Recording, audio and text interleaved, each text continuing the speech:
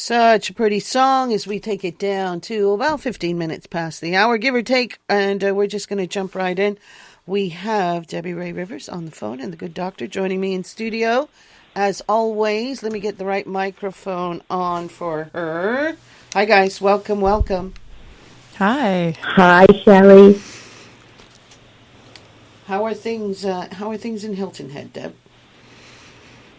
Things are good. I arrived at midnight last night into my house from a wonderful trip in Bermuda, and yeah, so things are good. Things are good. Feeling grateful. All right. Well, we're here for another edition of our Scars Survivor story, and I'm going to let you guys introduce the what we're talking about today. All right. Well, thank you so much. Hi, Dr. Hancock. Hi, Debbie. Yeah, we're excited today. We're gonna have a conversation about protecting children and also protecting our own healing, us survivors, over the holidays. And so, I just want to do our introduction for those that have never tuned in. Thank you for being here. Thank you for all the ones, all our wonderful people that come, and listen to our show and tune into Power 95 and hear about this very important topic of child protection.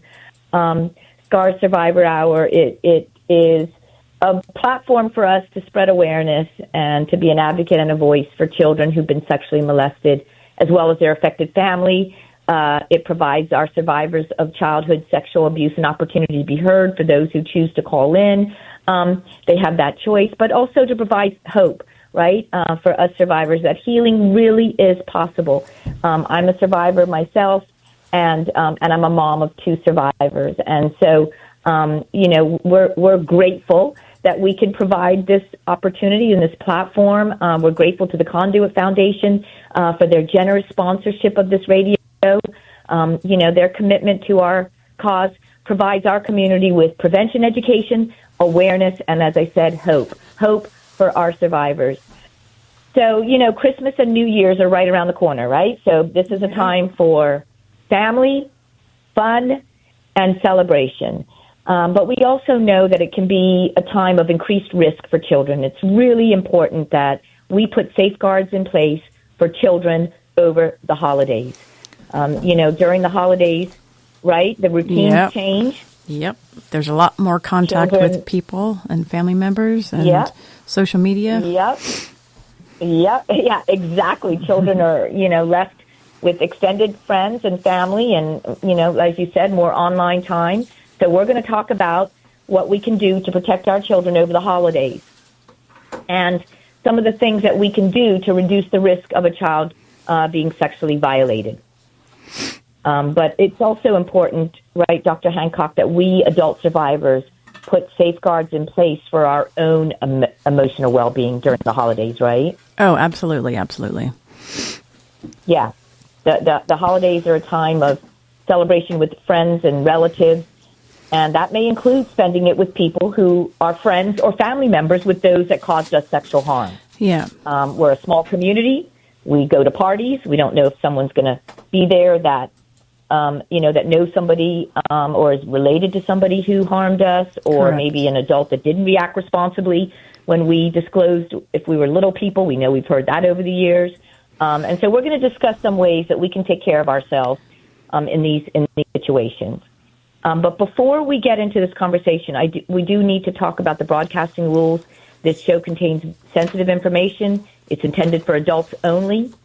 If this topic of child sexual abuse is difficult for you, may cause you to be triggered or re-traumatized. We don't want that. We highly recommend you change the dial on your radio right now, because we're going to be talking about sensitive stuff. But it's really important that you take care of yourself. And as adults, you have the power to make that decision. But if you have children with you, we ask you also please change the channel. This show is not for kids, right?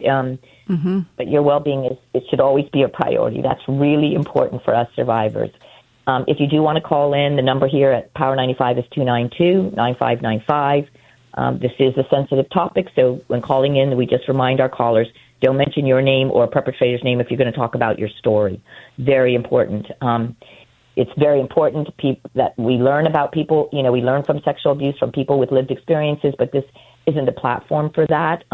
You're welcome to reach out to me privately through an email, debi@scars.bm, or my cell number is 537-7949. Please also be mindful that this show is not meant for personal attack. It's meant to educate and empower and advocate for children and adult survivors. And if you have a childhood story, like I said, we just have no way of confirming your testimony. You can absolutely share, but please no names mentioned. And we thank you for respecting that. We're also not legal experts. So we can answer questions about surviving sexual abuse. I can answer questions with my own personal story and my children's, and Dr. Hancock can certainly talk about how trauma affects victims of sexual abuse, but please no attack on any lawyer, judge, or magistrate. Okay, Dr. Hancock, let's start talking about, let's start with protecting children, right? We know holidays can increase risk. Absolutely. There's just more time. Children are out of school, so structure is less, which increases the risk. Yeah. And I would like to start with technology because just because children are off from school, everyone, they aren't off from using technology. There's no holiday for that, right? Nope. And in fact, they have more likely to have more screen time than ever. Yeah, and perpetrators know that, right? Yeah, exactly. Now, I did some research, and believe it or not, by age 2, about 40% of children have their own tablet. By age 4, estimates suggest that over half of young kids have a tablet. The average age children tend to get their first personal smartphone is around 11 or 12 years old. I read that about a third of children with phones get them around age 10. Not everybody gives a 10-year-old a phone, but the average is around 10. We also know that smartphones provide children with a newfound freedom. Yep. Right? Yep. And grooming often starts as games, compliments, or even creating a friendship, right? We know that children are coerced into sharing images, then they're threatened. Oh, for sure, for sure. The grooming attempts will always increase. So children, when they're bored, lonely, or online late at night, there can be perpetrators that will manipulate, through gifts, etc. And especially knowing that many children, unfortunately, aren't monitored well enough, or they have their tablets with them at nighttime and might get online very late at night. There's lots and lots more risk if children are not monitored. Absolutely. They have access to content that could be very inappropriate. We know also there's a dark web out there. I mean, we know this, we hear about it. Online sexual exploitation has gone up over the years, and so we've got to be careful. And we're gonna provide some tips for our parents and guardians, right, that they might want to consider. For sure. So, I mean, do you want to do that now? Yeah, let's go through some of the bullet points of things that we put together that parents might want to consider for the parents that have provided their children with a tablet or a phone, and they have access to games, to the internet, to phone calls, right? Yeah. Yep. So one of the things that I think is very important, and actually it may not be done very often, is actually reviewing the expectations with the child about, what they're allowed to go on, the platforms they're allowed to go on, and just reviewing all the rules together, just so that they're aware, because we know when children get deep into a game or a particular device, it's they get kind of zoned in, and so they get very deep into their particular platform. So it's reminding them of the platforms they're allowed to go on. Again, because kids are excited, right? It's a holiday, so they're excited, so they're going to be more impulsive and not take care of, not be cautious about where they're going on the web. Right. And I think building that trust with your child right from the beginning is so important, right? Oh, Letting absolutely. them know that they're not going to get in trouble if that they didn't do anything wrong. If somebody sends them something inappropriate or ask them to do something, first they want to reduce that fear and that shame and that secrecy, right? Because that is something I can tell you I did not do. The fear of God in my girls, and it just wasn't the right approach. You want to let them know that they can share anything with you if someone sends them something inappropriate, right? Oh, absolutely. Or ask them to share, or ask them to send something inappropriate, that they're not going to get in trouble. I think that's the most important. Don't you think that's where it needs to begin, is building that relationship and that trust? Well, yeah. I mean, and that's why, before you hand your child a tool, make sure that would be the time to actually talk to them about what the rules are, what the boundaries are, and why. And it won't register for children because many children need to feel before they get it, but it will at least stick in their mind if you repeat it over and over again. And, my experience is that if kids hear something over and over again, they may not know why, but they tend to comply more if they have a recollection of something that was basically conditioned in their brain from parents. That makes sense. Yeah, that makes sense. But I also think that with that comes, it's okay to tell me. Yes. You're not going to be punished. You're not going to lose your privileges for telling you, because we want to keep you safe, right? Yeah. Children are more likely to tell you when they know this, don't you think? Yeah. For sure. Yeah. And that's definitely a conversation to add to it, is by telling them, if something is popped on your screen that you don't know anything about, and it feels strange, or somebody's messaged you and you don't know them, before it's important to let us know. Let us know if something happens or something's on your computer that you didn't put on there, or even so, But that relationship is not just with this kind of situation; it's with everything. You got to create, you got to create a foundation where your child will come to you about everything, whether it's good, whether it's bad, whether it's at school. And so, it's not just surrounding one issue. It's actually having the ability to know how to communicate in such a way where you are emotionally regulated yourself when you start talking to your children. Because once the tone is changed, or there's language that sounds quite harsh, many times kids will just shut down. Right. So we got to create that. And you want to intervene. Mm-hmm. Go ahead. Yeah. Yeah. You just want to create that from the very, very beginning, once your children even start talking. Yeah. Because if something does happen, and if you're not the one they want to come to, help them find that safe person that they could feel really comfortable, because it may be a godparent, really comfortable going. If you have any questions and you're not feeling comfortable to come and talk to me, who do you think you could talk to that you would trust, and that not that they don't trust us as parents, but it's just different sometimes with parents and children, right? They might be embarrassed. They might have that little shame going on, and you want them to help find somebody because you want to intervene quickly in that situation. Yep. And that's where egos have to be pushed to the side. Your ego's got to be pushed to the side as a parent in order to create that space where, as long as your child is telling somebody, that's the goal.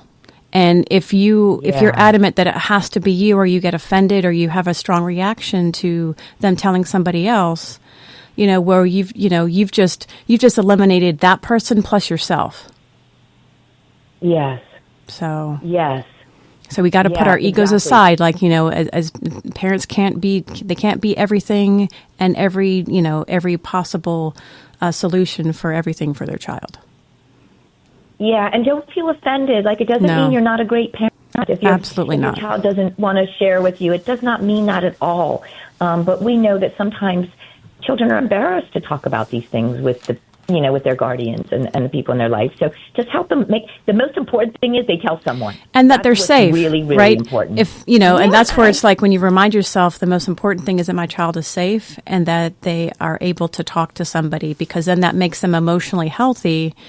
And, then that's the goal, not whether or not you feel like an adequate parent, so that's where we have to put the egos aside. Yeah, and also remember that children are children. Mm-hmm. So if they're mad at us about something else, they may go, "Oh, I'm going to watch, because my mom told me I couldn't do this, or my dad told me I couldn't do this. I'm going to, they're children. We have to be real about this." Yeah. I was a child once. I remember, you use whatever powers you have. Exactly. And I think, install that antivirus program on your devices. Oh, yeah. Do your research. Find out what programs you can put in. That's always changing and updating. And, our SCARS website has, great tips under resources for parents, scarsbermuda.com. Anyone listening who have never been on our website, go to the tab, scarsbermuda.com, go to resources for parents. We have a lot of great websites you can look up and put those antivirus programs in place, and those parental controls is so important. With little ones. Yep. Yeah. If you know what the apps are, know what each platform your child is on, and know everything about it. Because sometimes I know some of these apps where you can have disappearing chats and things like that. You want to be aware that that's the case and figure out how to maneuver that. And I mean, listen, these predators out there are smart. They're always up one on parents and guardians. And I'm going to say also, parents and guardians, please take away the headsets. Take away the headsets when they're home. Use the speaker, use the microphone. You're not prying, you're protecting them. If they have nothing to hide, they're not going to be worried about having those headsets off. Put the device in a communal area. Join in on those games every now and then. This is all the stuff we talk about in our training. For anyone out there who's never been in a SCARS training, these are the things that we're teaching adults, right? Yep. Follow them or friend them, and watch for any new contacts. Ask them about the people that they're playing with. Again, but that just requires a next level of involvement, which sometimes parents end up quite busy doing other things. But this will be worth it in the long run. So. It will be. The sexual predators are everywhere. And they do use social media to attract kids of all ages. And they're searching for that vulnerability. Anybody out there looking for a friend, child who's feeling lonely, right? Yeah. Yeah. And so, going over the rules, the expectations, creating boundaries around the time, we realize, kids think, oh, it's a holiday. I don't have school. I can have unlimited time on my devices. And you don't want to do that, because the harder it's going to be to get them out of, the 10 hours a day of playing games. That is going to be very dangerous and difficult when it comes time to go back to school in a couple of weeks.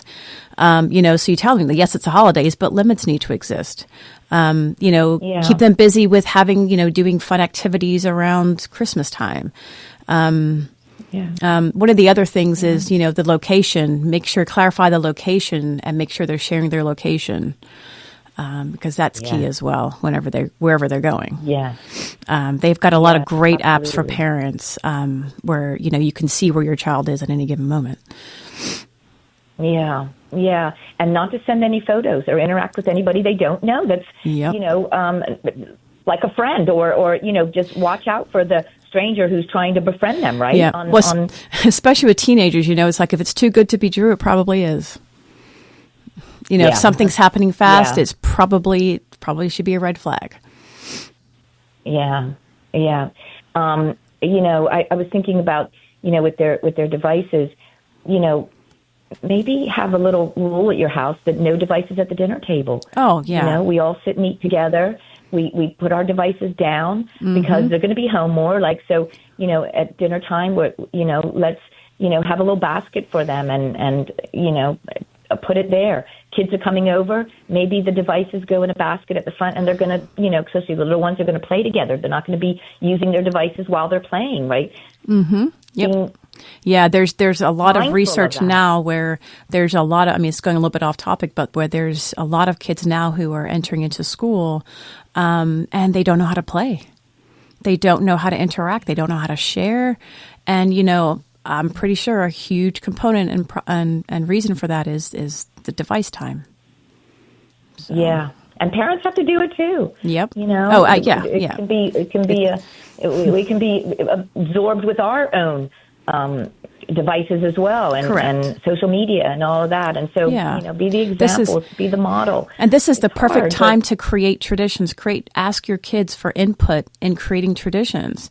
You may have normal traditions that you have, but when you involve kids and, Charlie, let's, I want everybody has to, figure out or create a tradition that you want to have that'll be fun for us to do as a family every Christmas, and you just kind of slowly integrate them into the process. And kids love that. Yeah, into communicating. Yeah, and communicating and having fun, right? Yep. I would also say with another tip with children having these devices and tablets is avoid public Wi-Fi. This is very easy for hackers. Yep. We've been told. It's very important. But also I want to say, the recent research has found that the average age of the first exposure to pornography is 12 years old.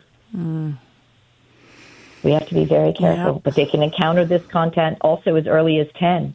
Oh, yeah. And, pornography used to only be in a magazine in the bathroom. You'd find, to be blunt, when I was little, you'd find a magazine in the bathroom of whoever was looking at it. But now, you just can't control this anymore. No. And so just be really mindful of what your children are witnessing and seeing. What I like, the most important thing is find someone they can talk to. That is what's the most important thing. Find someone. If they see something that makes them feel uncomfortable, tell someone. Yeah. Yep. Have multiple people, whether it's, again, a godparent or an aunt or uncle, even an older cousin, and that you deem responsible. Because then, then it just, it takes the pressure off of you as a parent, but it also increases the chances that your child will say something if they have multiple people that they can talk to. Yeah. And I would say, this is a time of year for parties. And so, come up with some, like body safety reminders for children, right? Yeah. And call it like holiday prep. We're going to a party. Remind children that their private parts are private. Remind them that the difference between safe touch and unsafe touch, healthy versus unhealthy. Go over those with them. Let them know they can say no. Yep. If they're feeling uncomfortable in any situation at a party, let them know they can leave that situation, identify that safe adult, and always tell somebody if something's making them feel uncomfortable. That is intervention right there. That is prevention, isn't it? And they won't get in trouble. And that sometimes adults make bad decisions, and that it's not okay. And so that's why it's important to say something. Reinforcing that secrets about bodies, anything about to do with their body, is not okay. Yes. And they can tell somebody, no matter who it is, even if it's their favorite uncle or that favorite cousin or, that favorite aunt. And that somebody's making them feel that, like, that uh-oh feeling, to listen to that little gut feeling. If they ever have that uh-oh feeling, they can come and share with you. There's one thing we say in our training, and I'm sure I've said it on this show before, but have a code word with your child. Yeah. And this came from a participant years ago. If they're not with you and they're at a relative's house being babysat during the holidays because you have to work, you and them create a code word that only you and them know, or you and the safe adults in their life. And if they're somewhere and they're feeling unsafe, they can, if they have a device, a tablet or a cell phone, they can text you that word. Text the code word. Text the code word. So it could be, ice cream. I always use that as an example. That means stop, drop, and come get me. I am feeling unsafe. Find someone, if you can't leave work, find someone that can go and get them right away. And don't ask any questions. Don't blame anybody. Don't just make up a reason why you're going to go get your little one. Because when they text you that word, that's serious. I am not safe. Yeah. And that's powerful for a little one to know that if I'm ever feeling unsafe in a situation, I can text this word to my grandmother or my, whoever's, dropped me off. And my safe person, and they will stop, drop, and come get me and get me out of that unsafe situation. And unsafe can even mean bullying, right? It doesn't only have to mean It can be anything. Yeah, anytime they feel like they're in danger, they could use that word. Yes. And that way when, if they feel like they're going to be protected, which is always important. Yes.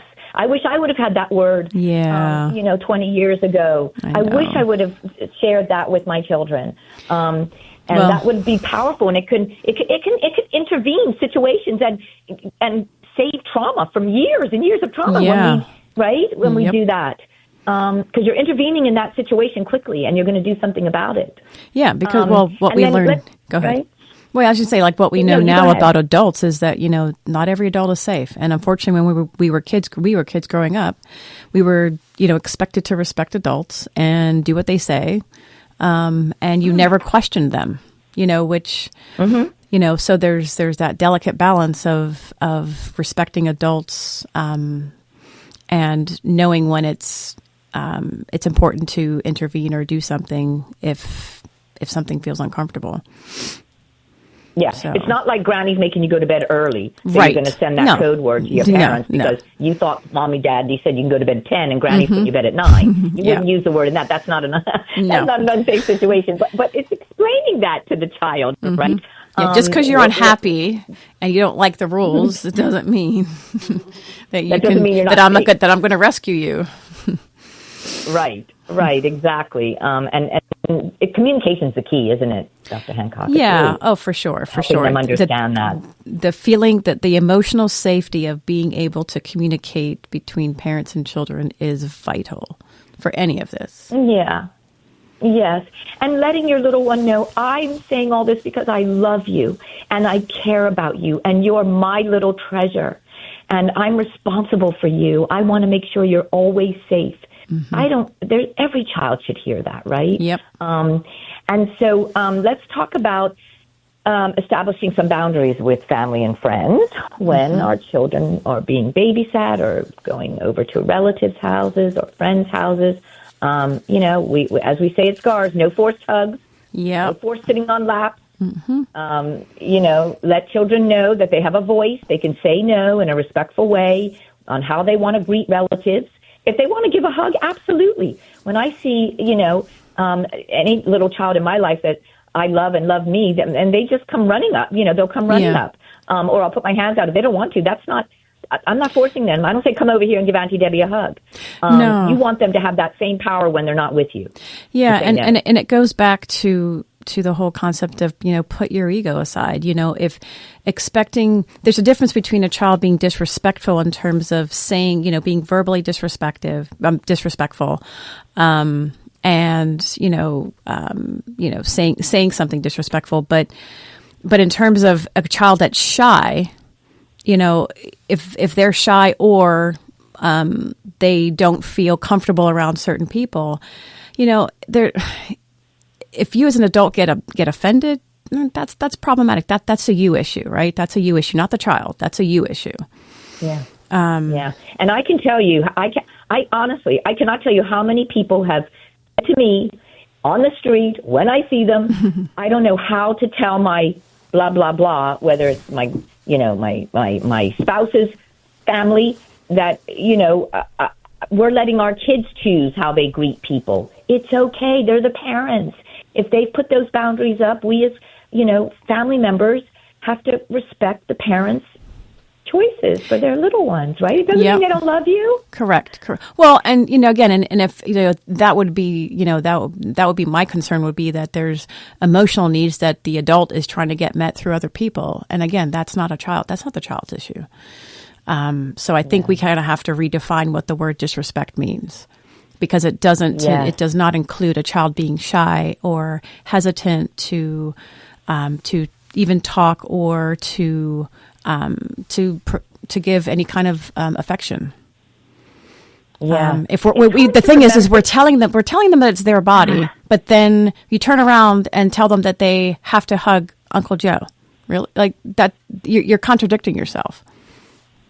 Yeah. Right? Yeah. It's hard when you're a hugger. It's hard. I'm a hugger. I love hugs. And it's hard to keep remembering that they have choices. And we don't want to make them scared either. We just want to give them that ability to say, I don't feel like that today. Or, yes, I can. Giving them those choices. Now, we need to also prepare our children before we go to the party, right? Or the gathering, right? Let them know they can come up to you, even if you're with the grown-ups downstairs and they're upstairs. They're not bothering you when they come down to ask you a question. Yeah. Because you don't want to do anything that's going to silence them, because they're scared to come and tell you because you're around all the adults and the children are in another room. Never feel uncomfortable or afraid to come and say, Mommy, can I have a word with you? Take them to the side and encourage that open communication, right, Dr. Hancock? Yeah, definitely. That if the children are in the same house, that there's no, there should be no boundaries within the house if you're in the same space with them, especially if they're coming to you because something's wrong. Because typically kids are they're with the other kids having fun and playing. If they're coming to you, then likely something's happened or they're feeling uncomfortable. And if you shun them away or, spook them away or get mad at them for coming to you, then again, guess what? Your child is going to associate coming to you with, I'm going to get in trouble, so they won't. Yeah, or they're not going to listen to me. Because if they come to you and they start hanging around you and you're with the adults in another room, they're trying to tell you something. Yeah. Because kids want to have fun. Yeah, you think they really want to come into a boring room with boring adults talking about boring stuff. Yeah, and even if they don't say anything to you, but they're clinging to you, they might not say anything, right? Yeah, and that's okay too. Just the thing is you don't have to know everything right away. Just let the child lead, and they will eventually tell you. Yes. So if all they need is comfort right now because they don't feel comfortable saying anything, then just provide them with comfort. Just let them lead. Yeah. Yeah. Remember, they're a child, right? They're not an adult who's ready to speak. Sometimes adults aren't ready to speak. So they might not even have the words, or, they just know they were feeling uncomfortable and they need that safety, which is you, and they want to be close to you. Yeah, exactly. And then if your child is at camp or comes home, like do daily check-ins, right? How was your day? What was the best thing about camp that you loved? Did anything happen today that made you feel upset or scared? And that's really good conversation around the dinner table. Tell me about your day. What was the best thing about your day? Did anything make you sad today? Right? Yeah. What I usually do is I'll use with the kids in my office is I'll use a scale of 1 to 10. You can do 1 to 5 for the younger kids, but use a scale of 1 to 10 to deter first if they don't want to open up yet. All right, out of 10, how was your day? 10 being the best. It was the best day of your life, and 1 being the worst. Where does your day fall? And that way you can even gauge without them saying anything whether it was a good day or a bad day. And then you can start probing. It's like, oh, well, that's a shame. So, what would have made it a 6? And if you know your child, sometimes they won't completely open up as to why it was a 2. But, then you could always also get the information by asking, well, what would have made it a 6 or 7, or what would have made it an 8? And, you usually get information about what kind of happened through that information. And that way you're not pressuring them to talk to you. Love that. I wish I would have had this show 30 years ago, because, boy, I did so many things wrong. But, yeah, I really did. Debbie, you survived it. You survived parenthood, like which is the goal for every parent. Just survival. You survive through parenthood. You get them. I know. I know. But we've learned so much on how to get more out of kids, right? And have these conversations instead of talking at them is trying to, and there are some people that are so good at this. I wasn't that good at it, but there are so many people that are really good at this, especially teachers, right? They and some of my friends and moms, they just are so good at trying to get more out of their kids and, encouraging them to talk, and letting your child know that, if a certain situation or a behavior or something feels off, to act immediately. Don't you think do something right away? Trust their little gut, trust their little tummy. If that feeling means something, come and share that, right? Mm-hmm. Yeah. Your tummy, teaching them that if something doesn't feel right, or something makes them feel uncomfortable, or something has happened out of the ordinary, that you can just talk about it. It may not be that anything happened or wrong, but you're teaching them how to become more expressive. Yes. So. Yeah. And I want to talk about, we have to monitor these alcohol-heavy gatherings, right? Christmas is about celebration with some people, and we know Christmas is about celebration. With some, in the gatherings do involve drinking, which can definitely reduce adult awareness and increase risk. So we're just saying, be mindful in these situations. It's kind of like I wrote down in my notes, we know that we have designated drivers. What about designated sober adults in these type of settings, right? Assign someone who doesn't drink to do check-ins on the kids every now and then. I've heard stories where, kids are upstairs and things are happening that's inappropriate, and the adults are having fun, which they should, but have someone assign someone to go upstairs or see where the kids are. Check, especially when you have parties when you bring your children, which I love, but have somebody who's going to check in on them.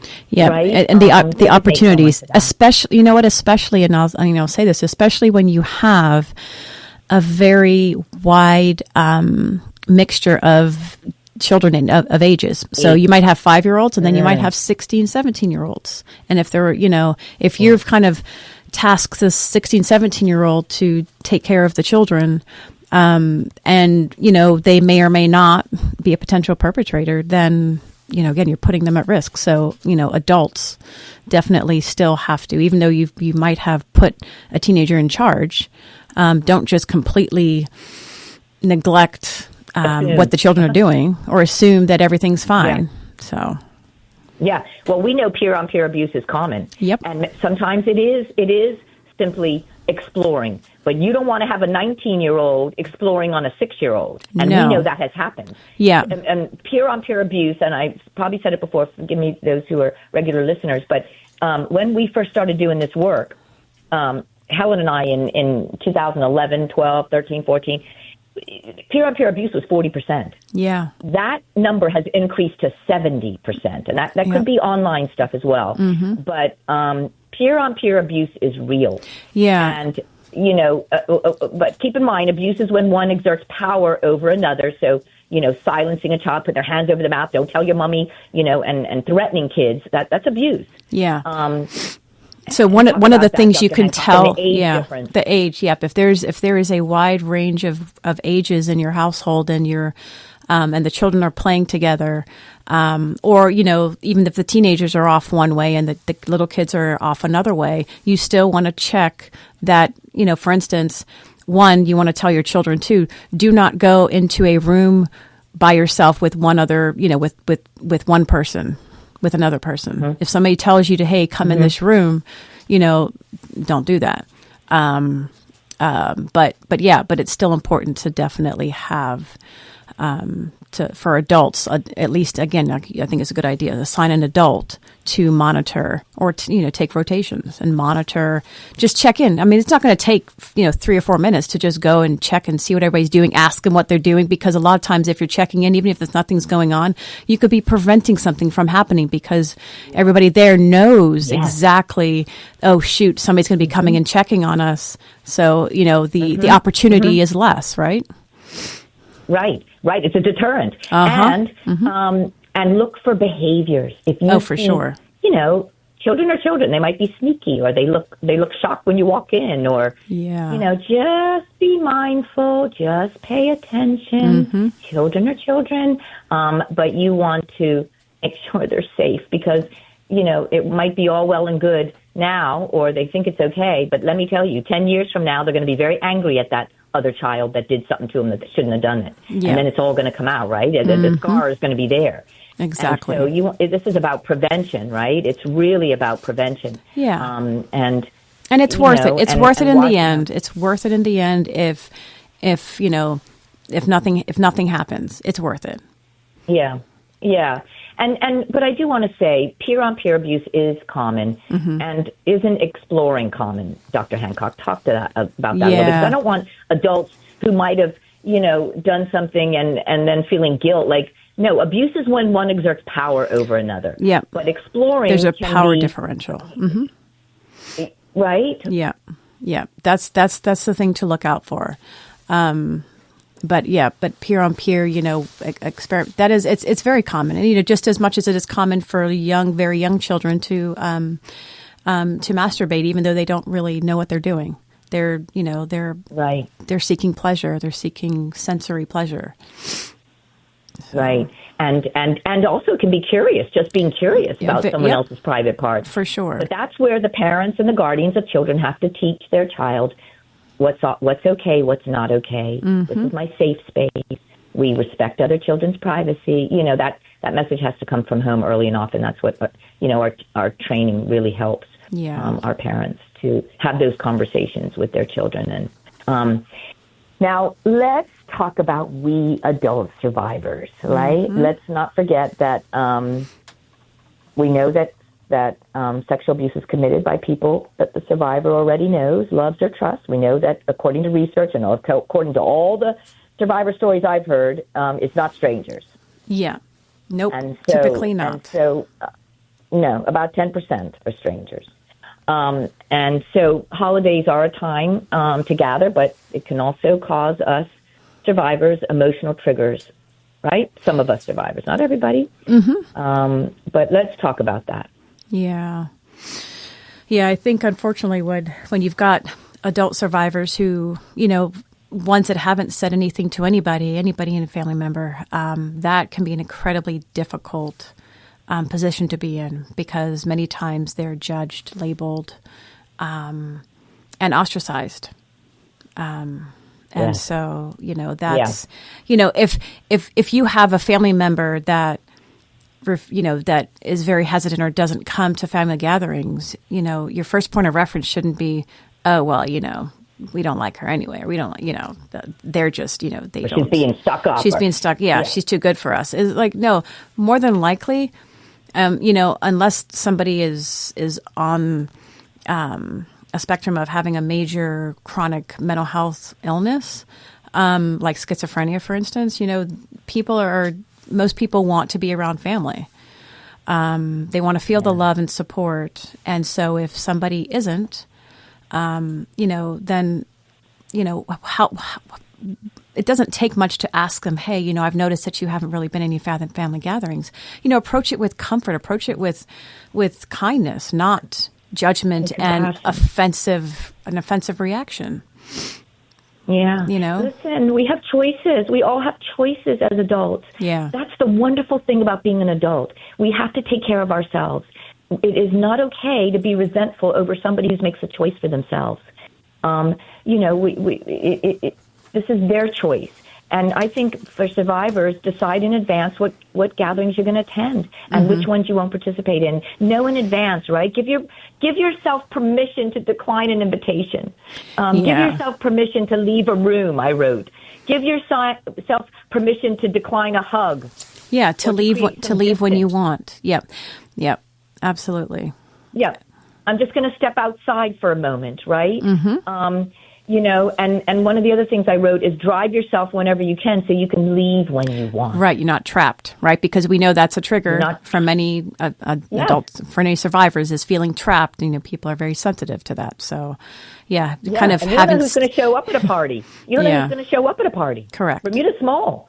Right? Correct. And even if it's not the perpetrator that was never reported, it could be the relative of the perpetrator, or somebody that knows about it. And so take care of yourself.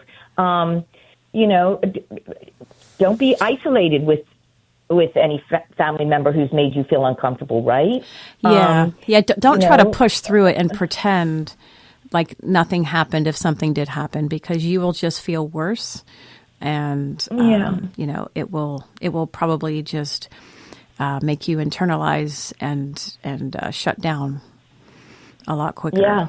And it will. But if you do have to go to, ask somebody that you've shared with your experience to stick by you at a dinner or a party. You need that support. Yeah. Someone you can trust, right? Yeah. How best they can support you, let them know. It's really important. Even for people who struggle, because you think about people who struggle with the disease of addiction. The holidays are really hard. Yeah. There's a lot of drinking, especially people with eating disorders, right? Yep. Really hard. Big. That's big. Because the holidays are about food.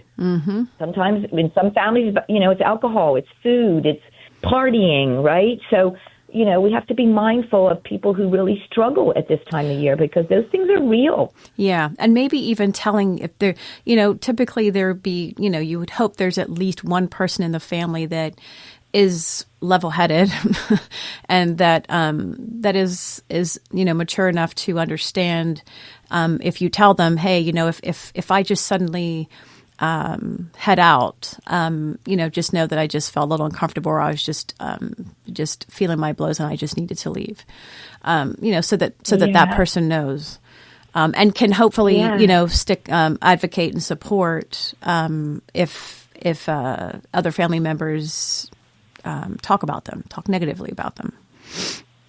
Yes. And we want to give our survivors the ability to say no without shame and without judgment. We have to take care of ourselves. This is so important. Our healing is so important. And I know me as a survivor, I have to know my triggers. Yeah. I have to, when it comes to trust and painful memories, and because sometimes there are certain people that bring out trust issues for me. Yeah. So, different topics of conversation, give yourself permission to you don't have to make a big scene, but just kind of slowly make your way out of that room temporarily or permanently, to just decompress and collect yourself, get a cold glass of water. And if you feel like staying, then you stay. But if you feel like leaving, then go ahead and leave. It's about really advocating, self-care, not about pleasing other people or making sure other people, I think one of the triggers could be, well, I don't want to leave abruptly, because then, one of the triggers for adult survivors is being in the spotlight, not liking to be in the spotlight. And so if they just kind of abruptly leave, they may want to, kind of push it through and just stay. But if you're really struggling, you're better off to just quietly head out, and just, you can make up something. Oh, I wasn't feeling good. My stomach was really hurting, or I've had a headache all week and it came back. You don't have to appease the people around you. So no. And we as family members of survivors, we really need to give them that choice and that power, because survivors of sexual abuse, we lose that power when we're little. We don't have that power to say no, but now we do, and we have that right to be able to say no. Well, and it can be difficult to access the word no if you've never dealt with the abuse, if you haven't healed or addressed it. So it's kind of like that idea of just because it's uncomfortable doesn't mean it's wrong. For an adult, it could also mean that it's something you've never done before. Yes. Because when we're younger, it's a lot about people pleasing. Yep. Right? And then you get older. I mean, I can tell you for myself, you get in your 60s, you're like, I'm okay with no. Yeah. I'm okay with no. I'm okay if you don't like me. I'm okay if you're mad at me. I'm okay, because I have to take care of myself. And I didn't learn that for years. I don't want to be disrespectful and rude and make somebody feel bad. But it's like, we've got to take care of ourselves. That's just so important, right? Well, yeah, and that's why I think when I said earlier about redefining what disrespect means, disrespect doesn't have a relationship with somebody feeling offended. It doesn't always have that same, it doesn't always correlate. So, you leaving and somebody else feeling upset that you left without saying anything to them, that's not that person's issue. That's your issue. Why are you feeling, offended by that?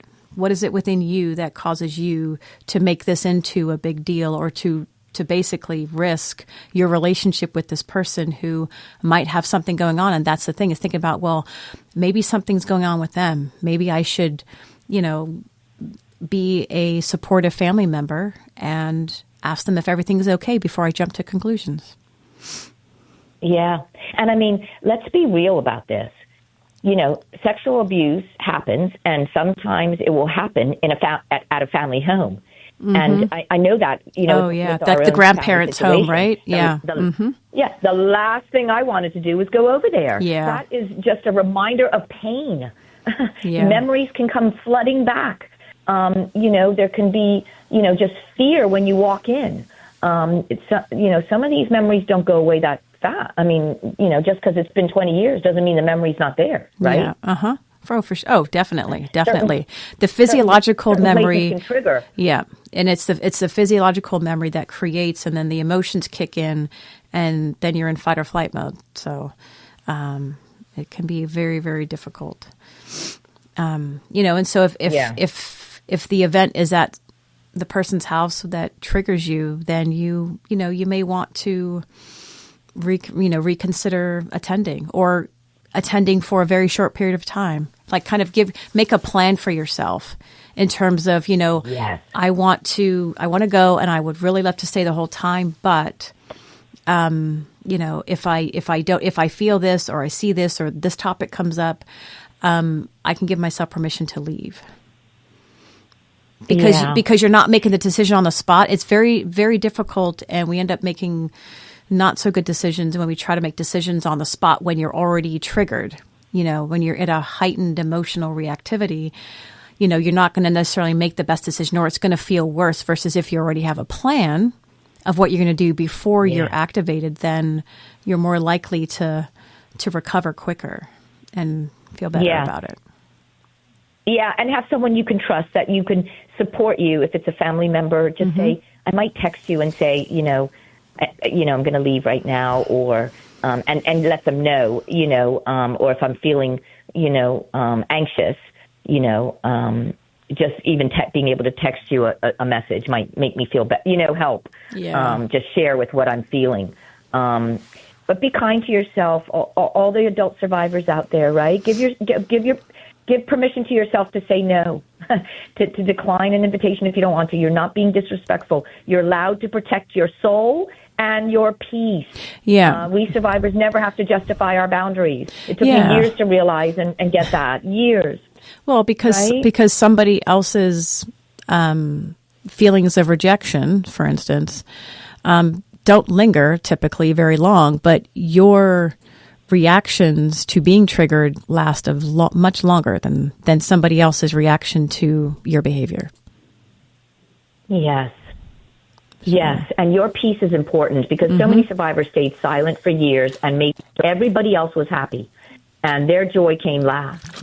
And it's this is Christmas. It's the Christmas holiday is meant to be a joyful time. It's meant to bring obviously families and friends together, but it can also be a difficult time for survivors. We know that, and memories and emotions of everything can come out during this time. So please take care of yourself. All the adult survivors listening, give yourself permission. Right. Definitely give yourself permission to say no, to just advocate for yourself, to do what you want to do and what makes you feel comfortable, not full of obligation. Yes, of making sure everybody else is okay, because you did that already for years, most likely, if we adult survivors from years ago, keeping secrets. And so it's important that you take care of yourself, and continue your healing. That really matters. For the parents, we're going to say, stay mindful. Place your precious little ones in situations that are safe, and keep those lines of communication open, and check in with them, right, Dr. Hancock? Definitely.